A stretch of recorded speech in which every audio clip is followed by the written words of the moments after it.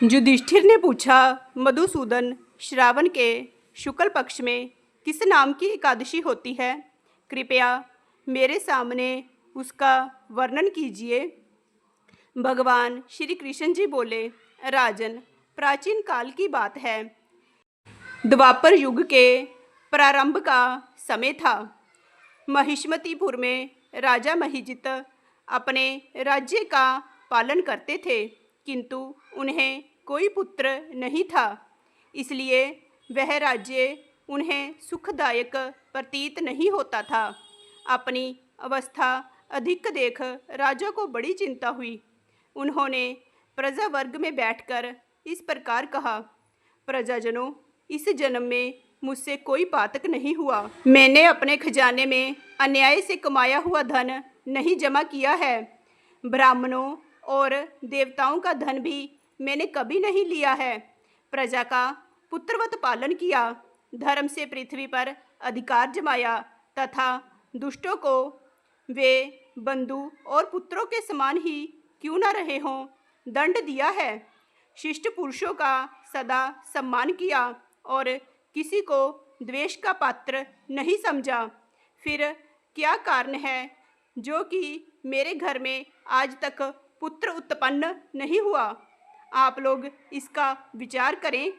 राजा के ये वचन सुनकर प्रजा और पुरोहितों के साथ ब्राह्मणों ने उनके हित का विचार करके गहन वन में प्रवेश किया।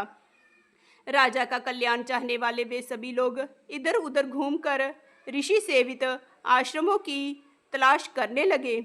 इतने में ही उन्हें मुनि श्रेष्ठ लोमश जी का दर्शन हुआ।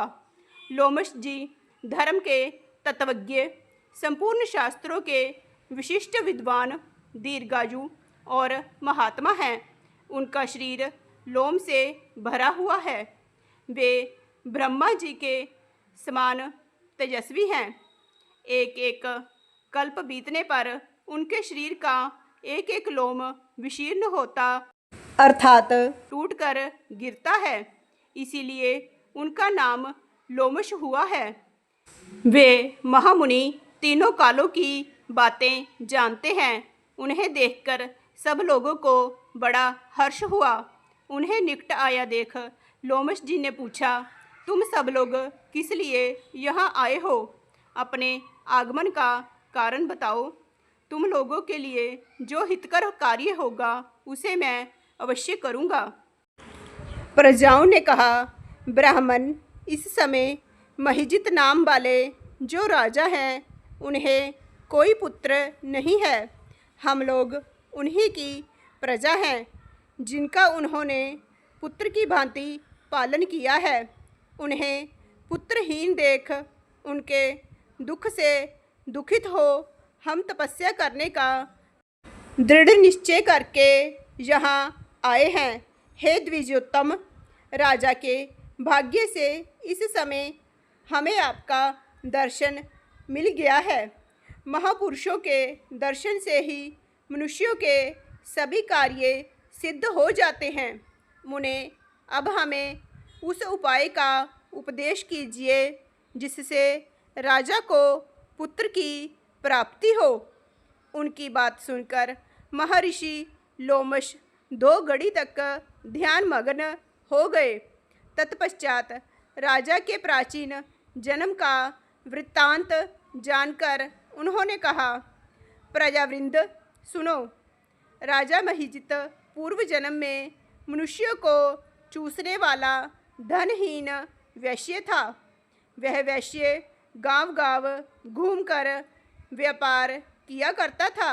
एक दिन जेठ के शुक्ल पक्ष में 10वीं तिथि को जब दोपहर का सूर्य तप रहा था, वह गांव की सीमा में एक जलाशय पर पहुंचा। पानी से भरी हुई बावली देखकर वैश्य ने वहां जल पीने का विचार किया। इतने में ही वहां बछड़े के साथ एक गौ भी आ पहुंची। वह प्यास से व्याकुल और ताप से पीड़ित थी, अतः बावली में जाकर जल पीने लगी। वैश्य ने पानी पीती हुई गाय को हाँक कर दूर हटा दिया और स्वयं पानी पिया। उसी पाप कर्म के कारण राजा इस समय पुत्रहीन हुए हैं। किसी जन्म के पुण्य से इन्हें अकंटक राज्य की प्राप्ति हुई है। प्रजाओं ने कहा, मुने, पुराण में सुना जाता है कि प्रायश्चित रूप पुण्य से पाप नष्ट होता है, अतः पुण्य का उपदेश कीजिए जिससे उस पाप का नाश हो जाए। लोमश जी बोले, प्रजाजनों, श्रावण मास के शुक्ल पक्ष में जो एकादशी होती है वह पुत्रदा के नाम से विख्यात है। वह मनोवांछित फल प्रदान करने वाली है। तुम लोग उसी का व्रत करो।